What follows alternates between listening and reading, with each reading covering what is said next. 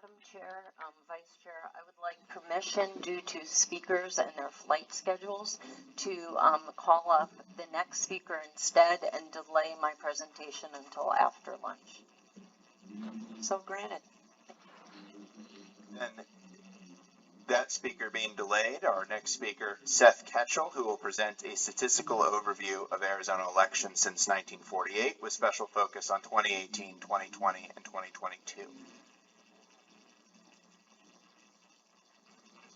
Mr. Keshel, welcome. Get the mic right up close to your mouth and state your name for the record and your background real quickly, if you wouldn't mind. Thank you, Senator. Seth Keshel from Weatherford, Texas. A little closer.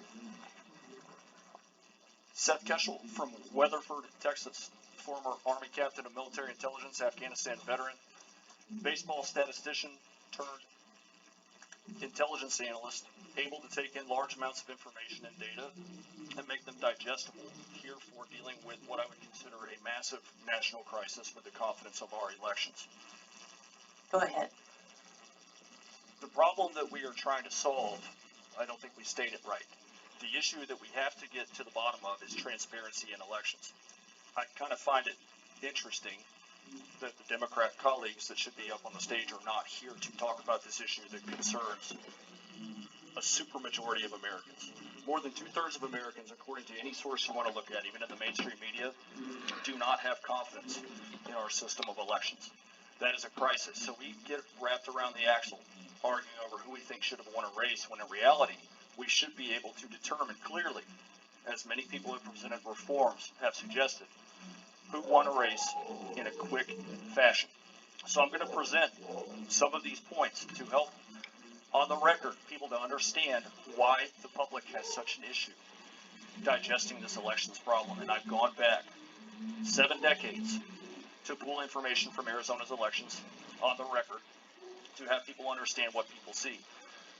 An intelligence officer in Iraq or Afghanistan during the heyday of that fighting would instruct soldiers to look for vehicles just a couple inches off the ground, because we're probably going to find vehicles that are carrying explosive materials that can be used to harm friendly forces, that can be used to cause major damage, major casualties. Likewise, somebody in an accounting function in a workplace, if you send a salesman from Phoenix to Tucson, you're going to expect maybe $50 in gas, you're going to expect $150 in a hotel, you're going to expect maybe $100 in incidentals. And if that expense bill comes back at $7,500, you should rightfully be suspicious of those totals.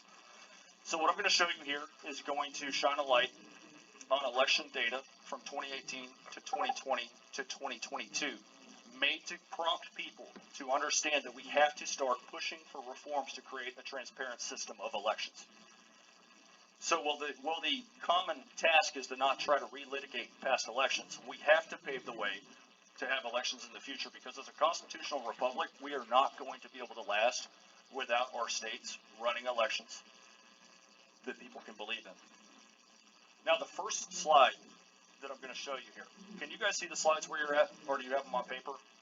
They're up there. They're running. Hey, some of these are pretty granular, and when I run into slides like that, I am going to summarize. And if you need me to stay on the data, stay on the slides, I'm happy to. I can explain every number on the slides. So just pop in and ask. We will not have questions. You're going to just go straight, and then we'll have questions after. And just as a heads up, we may have to recess during your presentation to go to the March for Life event and then come back. So be aware of that. Okay.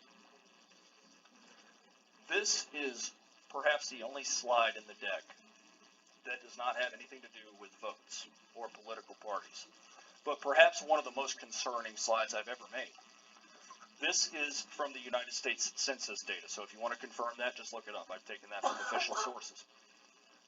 When you see 1980 there in the top, what that means is the state, Arizona, grew by 947,315 from the previous census. So in the 70s, Arizona grew by 947,000. Maricopa County grew by 538,000.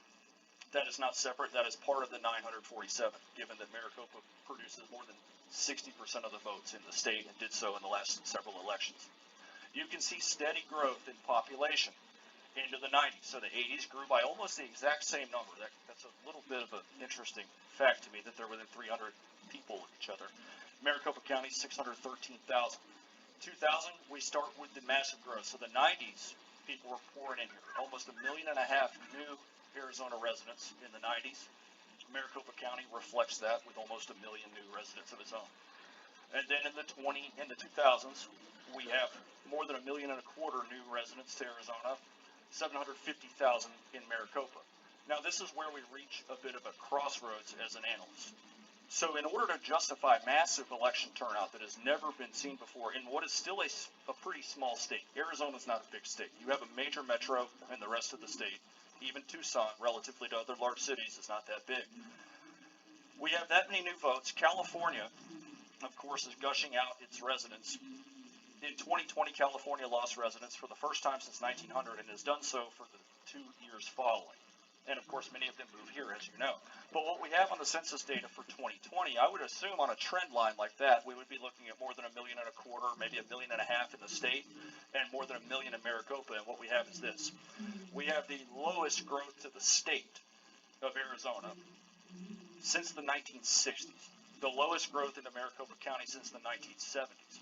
So either the census data is fudged to make sure that Arizona is deprived of electoral representation in the Electoral College and in the U.S. House, or the population numbers are real here and it doesn't justify how many votes have been put out in the 2018, 2020, and 2022 elections, which have defied all statistical models since this state really began its current political cycles. That brings my focus to the 2018 midterms. Now that we've touched on population, population drives voter registration drives voter participation and how many votes are going to be cast. I've also heard Representative Harris has been criticized heavily for a plan to hand count ballots in the state in Maricopa County, that it would take 21,000 volunteers to count 2 million ballots. Well, that's 1.1% of all voters in Maricopa County. That's not a Herculean task. All right, so gauging 2018 turnout in the midterms. My position is that elections have been manipulated heavily in this country. I think there's been cheating in elections as long as we've had elections. You can look at Boss Tweed from the old New York days in the 1800s. Obviously, that's called voter fraud. Somebody shows up, tries to vote twice. Election fraud is a different story.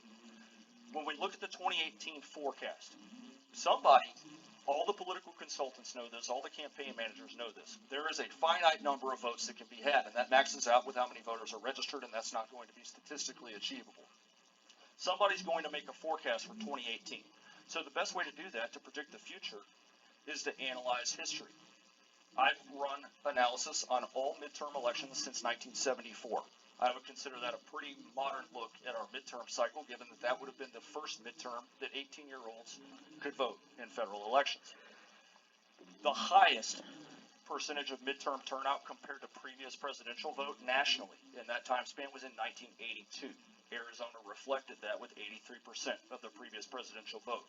But since the 1994 midterm cycle, you can see about what the turnout levels for the following midterms are.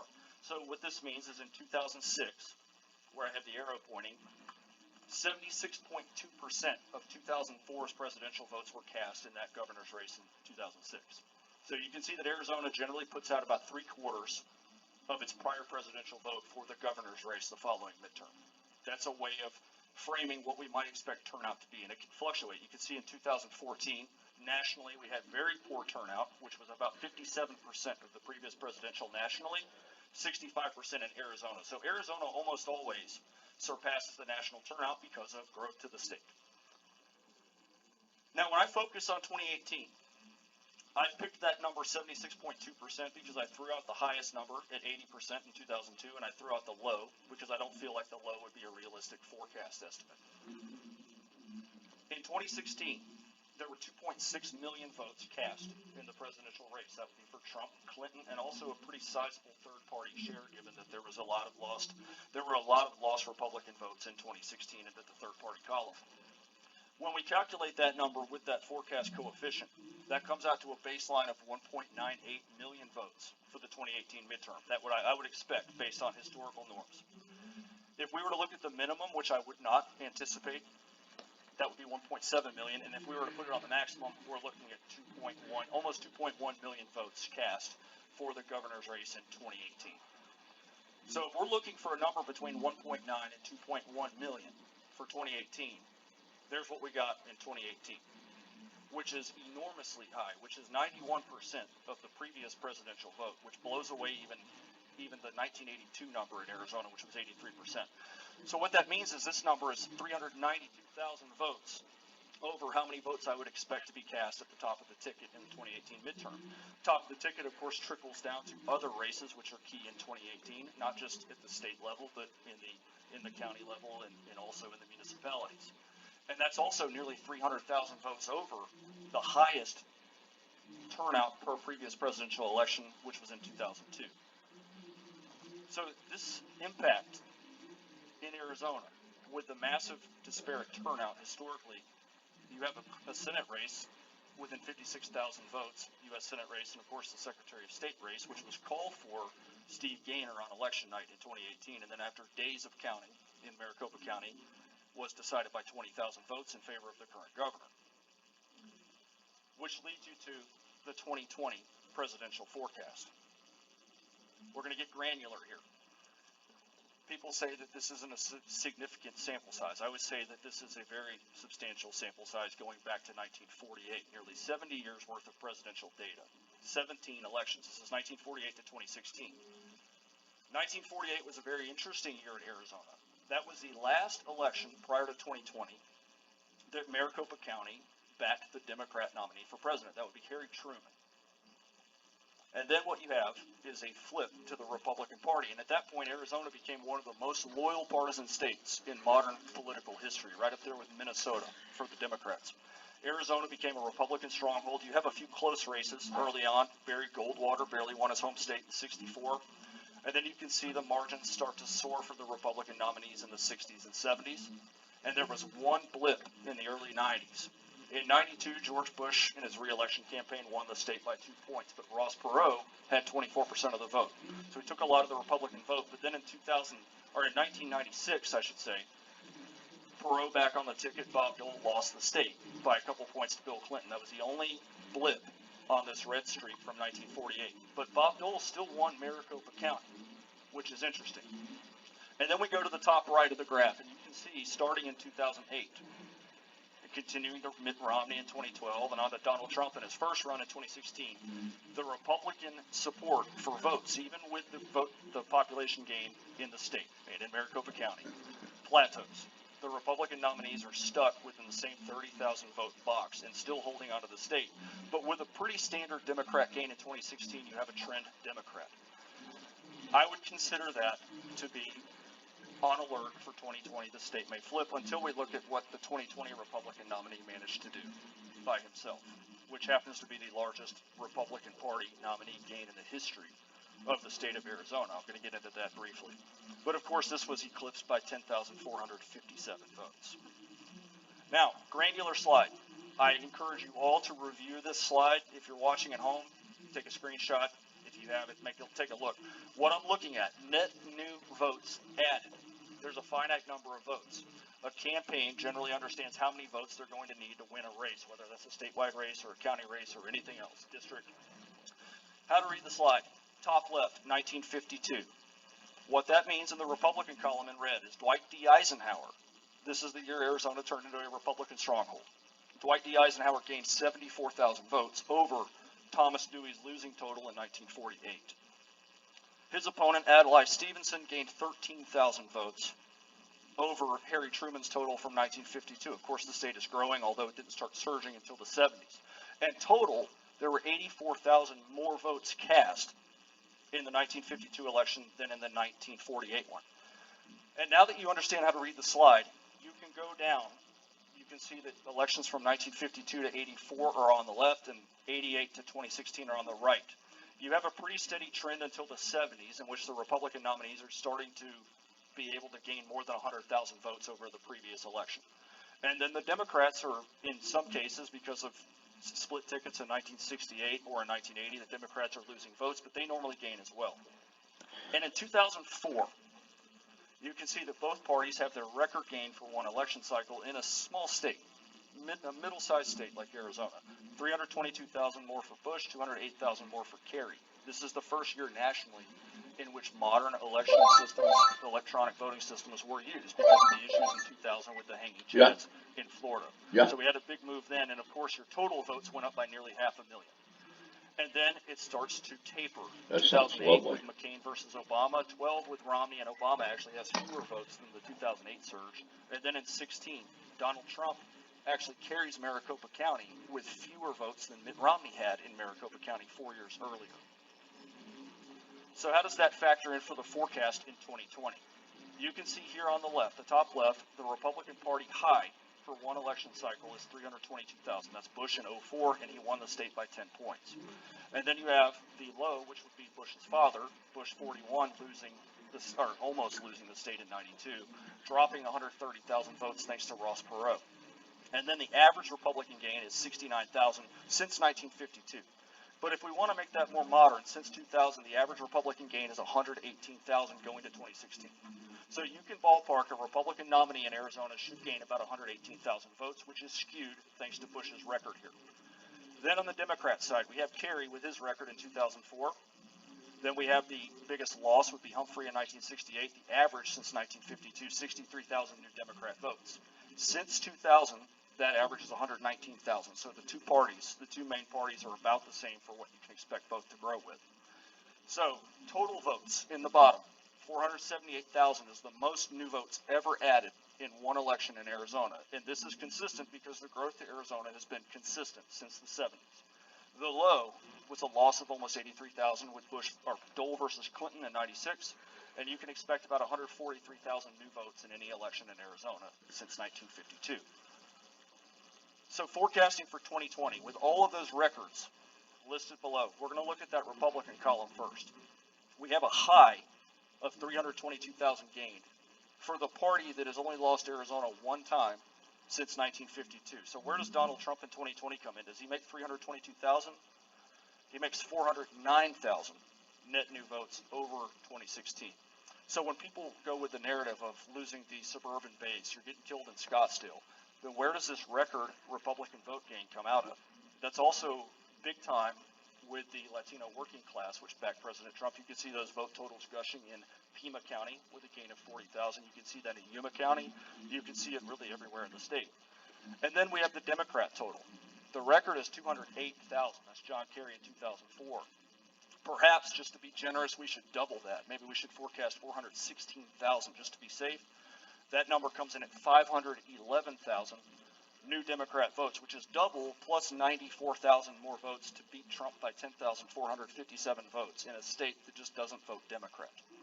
And the total for votes in 2020, new votes, 783,000 new votes, which dwarfs the previous record for new votes added in one election by 304,000 votes, which to me opposes what I showed you with the population numbers in the 2010s. So one is true or the other is.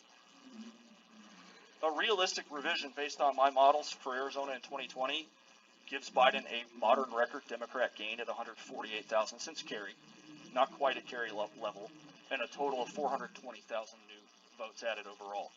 And you can see it here in the trend progression. This is a 10.5 point Bush state in 2004. And at this point, you can see the Republican Party reaches a near peak, where McCain loses 2 points in margin to Obama in his home state. That's an 8-year shift away from the Republican Party, which held the White House. And here's Romney expanding the margin ever so slightly to the right, with almost the same vote total as McCain. Obama drops 9,000 votes in the state. Trump has almost no gain over Romney. That's a gain of 19,000. A lot of lost Republican votes in Maricopa County, especially in 2016. Clinton has a gain of 136,000, so the margin is tight, 3.5 points. Now, with the Republican Party stuck in the mid 1.2s, I would find this to be cause for concern until you have a gain like that in 2020 with 1.66 million Republican votes, which is the highest gain in one election cycle in the history of the state for any party, especially the dominant party in the state. So if you were at a casino over there at the Talking Stick, and the dealer flips over 1.66 million votes for the party that almost always wins the state, are you going to double down? But here's your 10,457 vote margin.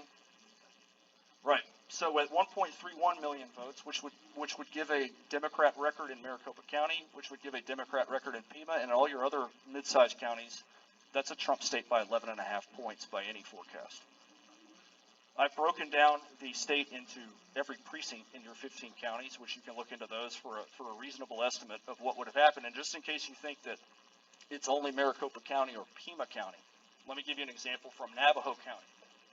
The very far north precinct in Navajo County, which is in the reservation, we can see here in 2012, this is a Democrat blowout precinct. I've got it rated as such. You can see a huge margin, almost 4,000 votes between Obama and Romney in 2012. And you're going to see a slight Republican trend here, actually a decent Republican trend with both candidates losing votes in 2016. 9 points to the right. So if Trump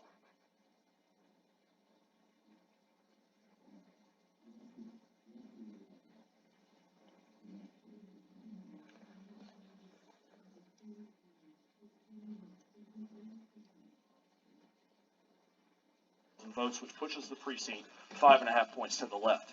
I would expect there's probably 1,500 or 2,000 phantom votes or votes cast with ballot harvesting in that one precinct alone in a state decided by 10,457 votes.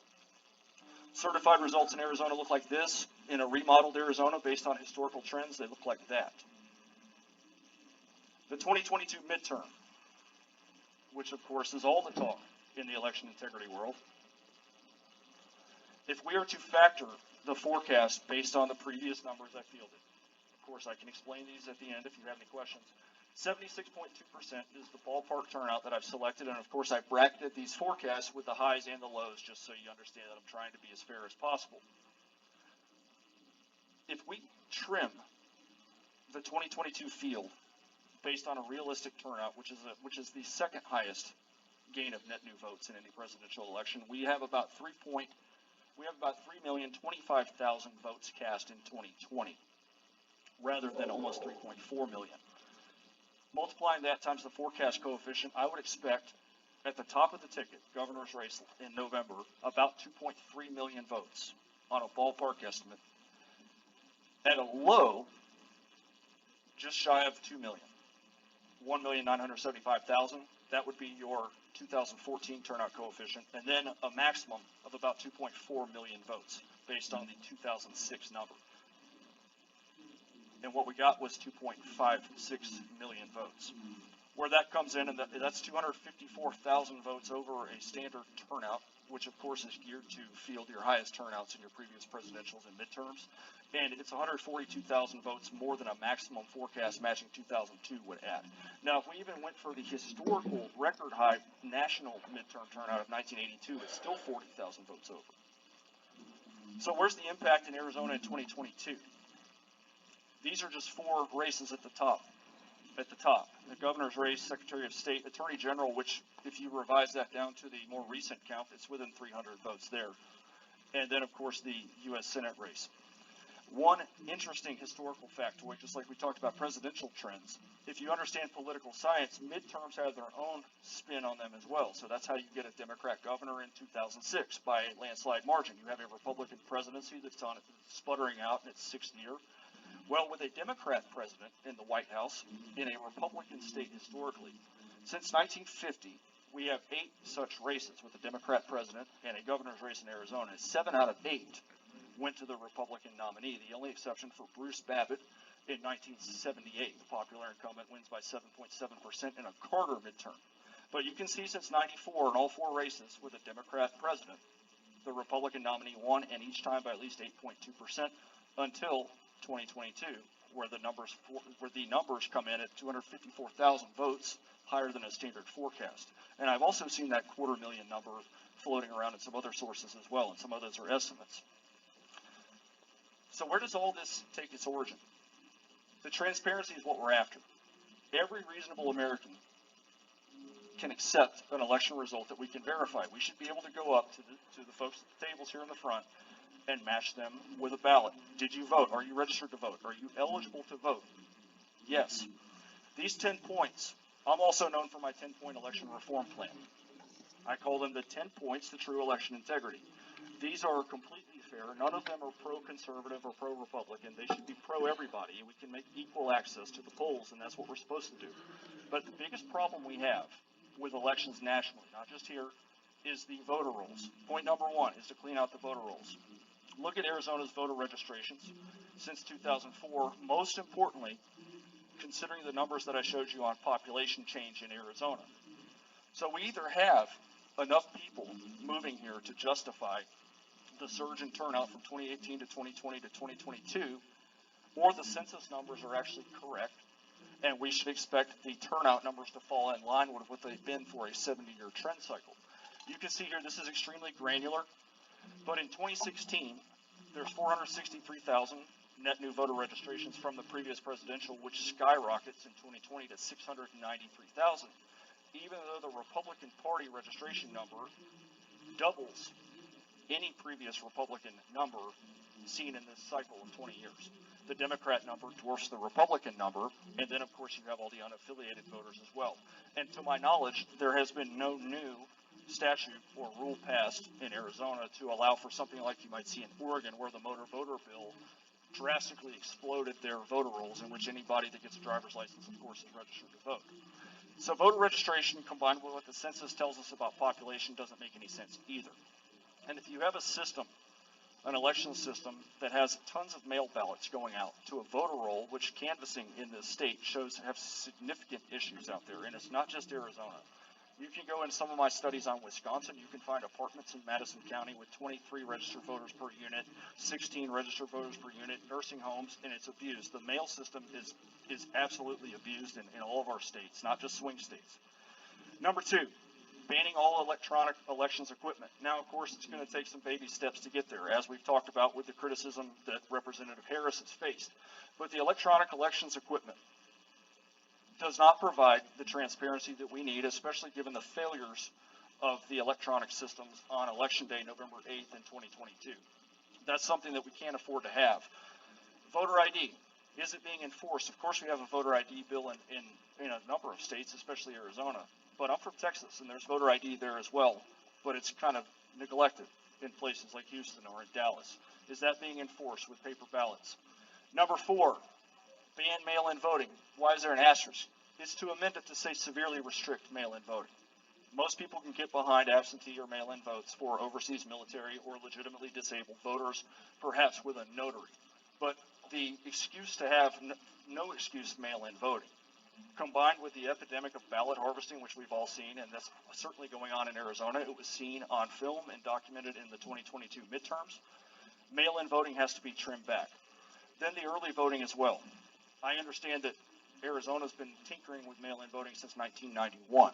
And then in 2007, that system, of course, became very open-ended, and now it's ripe for abuse. And with no end in sight for counting these votes, the problem is transparency, and the people don't accept the results of the elections. This is not a Republican-specific issue. I can point you to Democrats in Georgia. A woman and her husband show up to vote for her race in Georgia at the precinct. At the end of the day, there's no votes for her at the precinct. So assuming they didn't vote for themselves, I think we have issues with all parties not having their votes counted. Smaller precinct sizes. Maricopa County, along with other large counties, are going in the wrong direction here, moving to voting centers rather than voting at the precinct. Smaller precincts, Representative Harris has recommended 1,200 registered voters or fewer at the precinct level, which will allow for a quick count of ballots and then the reporting of those ballots. The ballot harvesting. You have laws against ballot harvesting, right, in Arizona. But what's the enforcement like? In Florida, ballot harvesting has been made a felony. And not only that, there was a creation of an election crimes task force. So yeah, ballot harvesting might be illegal, but if there's no crime for getting caught, then why is it still going on in your state? It's happening big time in Pima County and in Maricopa County, which account for 7/9 of your vote in the state, completely disenfranchising the other 13 counties, which are much smaller than Pima and Maricopa. We have 10 minutes till recess. Okay. Point number 8, moving towards Election Day as a holiday goes hand in hand with the smaller precincts and the cleaner voter rolls. Most people are going to support this idea, Election Day as a holiday. It's going to require some reorganization, getting away from those massive voting centers and getting back to the precinct level. This is something everyone can get behind, especially that we're talking about one day, one vote. Transparency rules are critical. It's not ethical or right for Cochise County, or for Mojave County, Greenlee County, Graham County, to count all their votes and have those reported at the end of election day. And then for 7 days, it was even longer than 7 days in both 2020 and in 2022 and also in 2018, for Maricopa County and Pima County to continue to count votes, in which the state is constantly decided by less than 20,000 votes in key races. And then, of course, getting into reforms for prison time related to election fraud. Now, those are my slides. And if we have 10 minutes left, we can, if you have questions, perhaps ask them now, or if you prefer to wait, we can do that. Representative Jones, go ahead. Yes, Madam Chair, thank you so much, Mr. Keshel. So my question actually is regarding the counties because of what happened in Cochise. They were being threatened, and now there's a big campaign to get rid of the one supervisor that actually dug his heels in and stood his ground on everything. My question is, what rights do they have?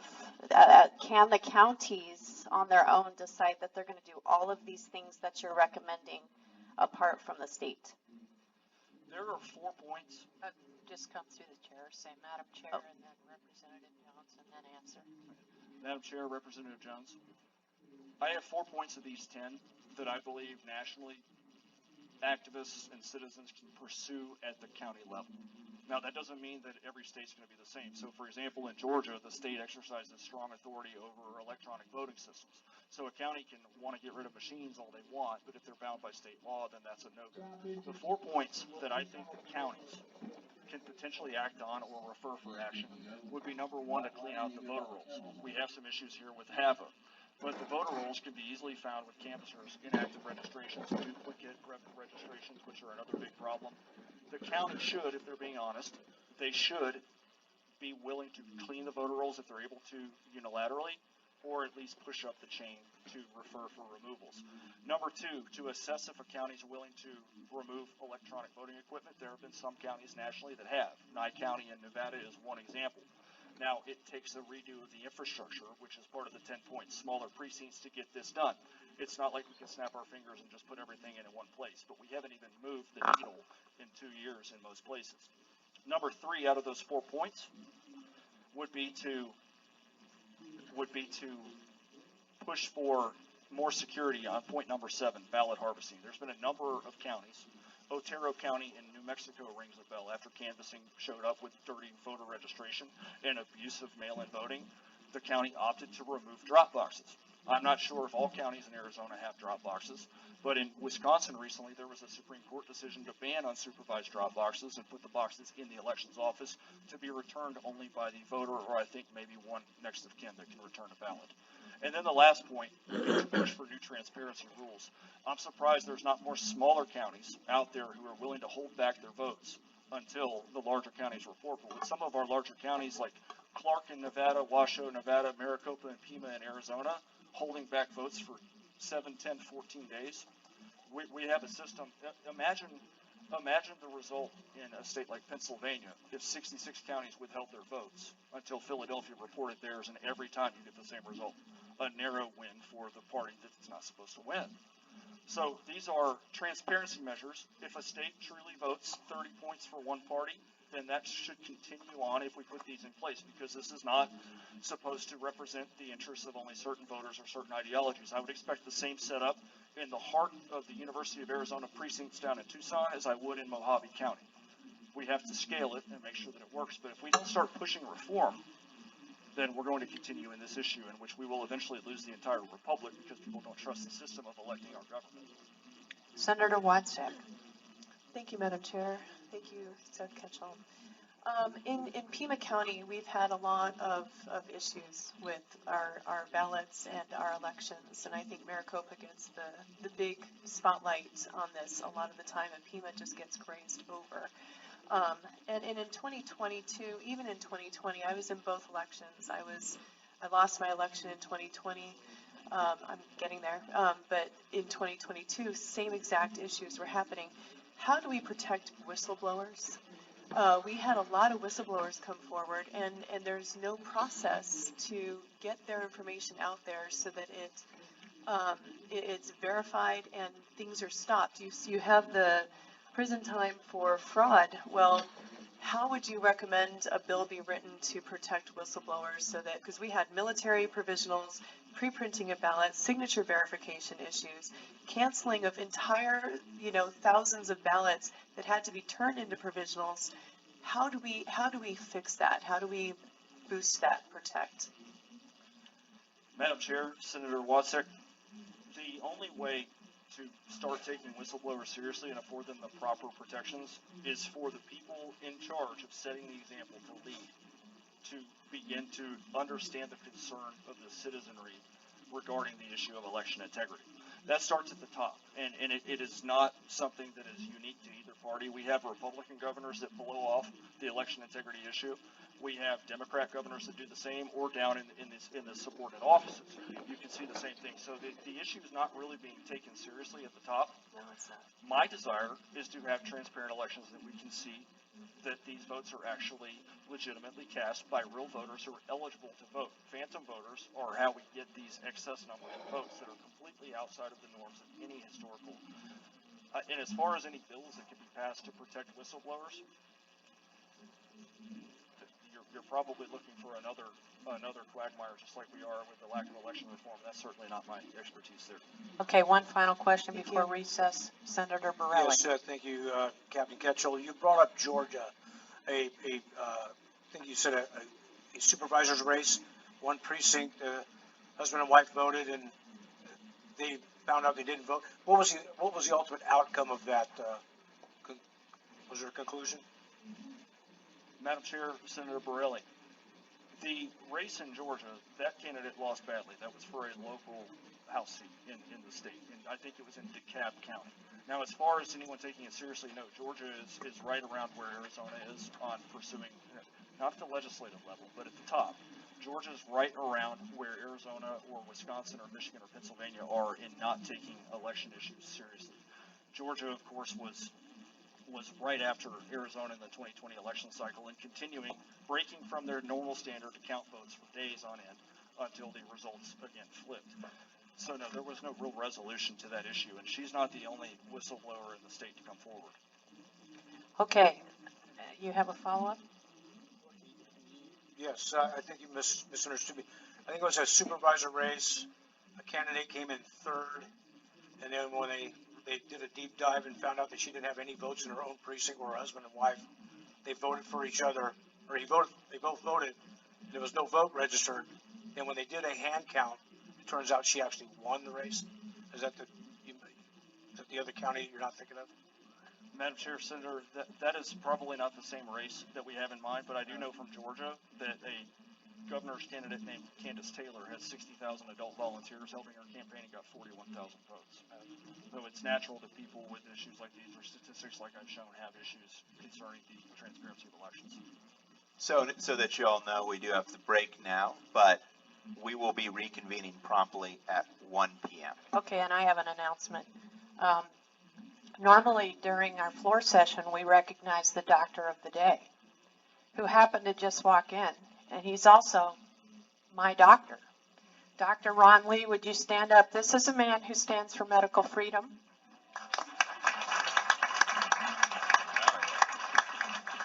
And if you have any issues, you can see him in the break. But that's our doctor of the day, Dr. Ron Lee. We will reconvene at 1 o'clock, and we do invite you to participate in the March for Life if you're so inclined.